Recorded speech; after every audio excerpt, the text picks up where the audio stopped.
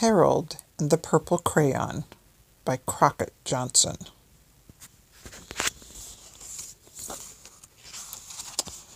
One evening, after thinking it over for some time, Harold decided to go for a walk in the moonlight. There wasn't any moon, and Harold needed a moon for a walk in the moonlight, so he needed something also to walk on. He made a long, straight path so he wouldn't get lost, and he set off on his walk, taking his big purple crayon with him. But he didn't seem to get anywhere on the long, straight path, so he left the path for a shortcut across a field, and the moon went with him. The shortcut led right to where Harold thought a forest ought to be.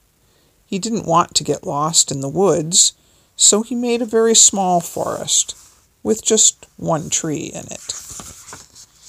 It turned out to be an apple tree. The apples would be very tasty, Harold thought, when they got red. So he put a frightening dragon under the tree to guard the apples. It was a terribly frightening dragon. It even frightened Harold. He backed away. His hand, holding the purple crayon, shook. Suddenly, he realized what was happening, but by then Harold was over his head in an ocean. He came up thinking fast, and in no time he was climbing aboard a little trim boat.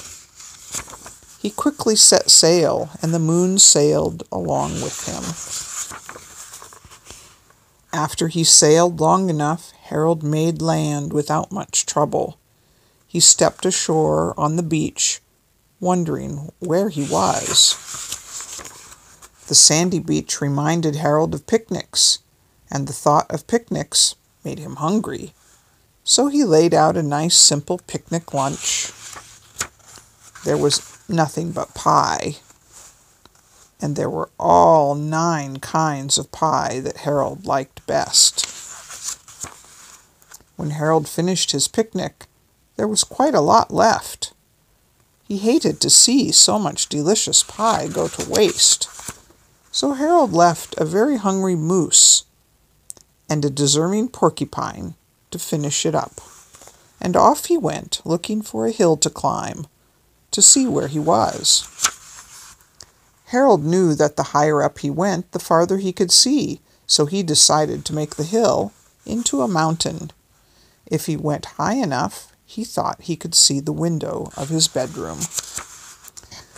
He was tired, and he felt he ought to be getting to bed. He hoped he could see his bedroom window from the top of the mountain. But as he looked down over the other side, he slipped, and there wasn't any other side of the mountain. He was falling into thin air. But luckily, he kept his wits and his purple crayon, and he made a balloon, and then he grabbed onto it. And he made a basket under the balloon big enough to stand in. He had a fine view from the balloon, but he couldn't see his window. He couldn't even see a house. So he made a house with windows, and he landed the balloon on the grass in the front yard. None of the windows was his window.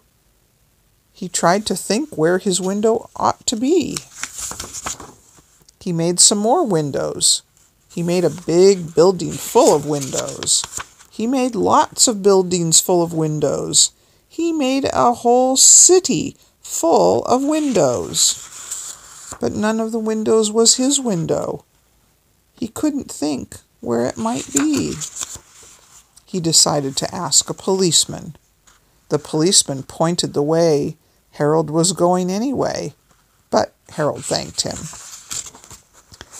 And he walked along with the moon, wishing he was in his room and in bed. Then, suddenly, Harold remembered. He remembered where his bedroom window was. When there was a moon, it was always right around the moon. And then Harold made his bed, He got in it and drew up the covers, and the purple crayon dropped on the floor, and Harold dropped off to sleep. The end. I love you.